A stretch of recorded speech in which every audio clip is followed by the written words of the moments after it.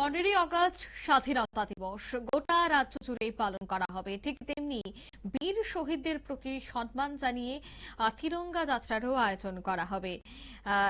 একইভাবে দেখা গেছে যে এদিন বীর শহীদের স্মরণ সভা এবং তিরঙ্গা র্যালি অনুষ্ঠিত হয়েছে কমলপুর শহরের নজরুল ভবনে।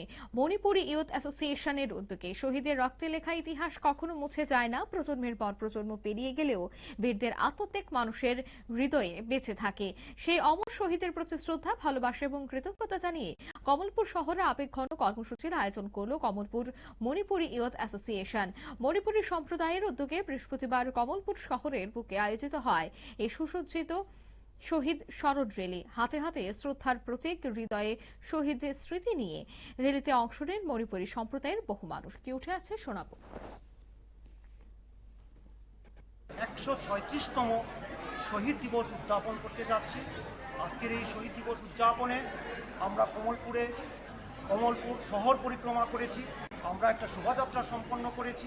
এই শোভাযাত্রাটি ছিল এরকম যে এই শোভাযাত্রাটা শান্তি, ঐক্য এবং ভ্রাতৃত্ব, সমমর্যাদা এবং সম অধিকারের জন্য এই শোভাযাত্রাটি ছিল।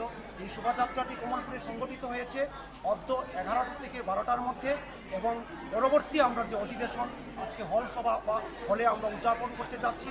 এখন এই হলের মধ্যে আজকের এই শহীদ উদযাপন তিথিতে পূর্ণ লগ্নে সারা ত্রিপুরা অর্থাৎ বিশালগড় থেকে, আগরতলা থেকে, খোয়াই থেকে আমাদের প্রতিনিধি ভাই তরুণ যুবক যুবতীরা এসছে, বয়োজ্যেষ্ঠ প্রবীণরাও এসছে। আমরা এইবার কমলপুরে আমরা এই শহীদ দিবসটি পালন করতে যাচ্ছি। আমরা এই শহীদ দিবসে স্মরণ করছি আমাদের সেই বলিদান করেছেন যারা এই মাতৃভূমির জন্য, তাদের প্রতি শহীদ স্মৃতিতে আমরা পুষ্পাঞ্জলি দিব। একই সাথে মণিপুরের শান্তি, সংহতি এবং ভ্রাতৃত্বের জন্য আমরা প্রার্থনা করব।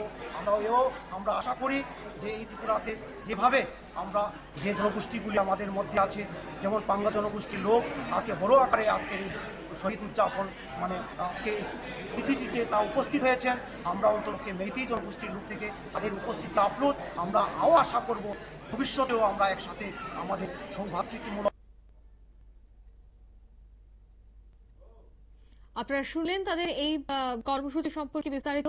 মূলত র্যালি শেষে কমলপুরের নজরুল ভবনে আয়োজন করা হয় স্মরণ সভার। সেখানে টিকেন্দ্রজিৎ সিং সহ অন্যান্য শহীদদের স্মৃতির প্রতি গভীর শ্রদ্ধা নিবেদন করা হয়। শহীদের আত্মত্যাগ, সংগ্রাম এবং দেশের ও মানুষের জন্য তাদের অবদানের কথা স্মরণ করতে গিয়ে সভায় উপস্থিত অনেকের চোখে মুখে ফুটে ওঠে আবেগ। বিশেষ করে টিকেন্দ্রজিৎ সিংহের স্মৃতি আজকের কর্মসূচিতে বিশেষ গুরুত্ব পায়। এই মুহূর্তের সংবাদ এই পর্যন্তই। আমাদের পরবর্তী নিউজ এবং আপডেট দেখার জন্য অবশ্যই চোখ রাখবেন শুধুমাত্র নিউজ ভ্যানগার্ডের পর্দায়। ধন্যবাদ।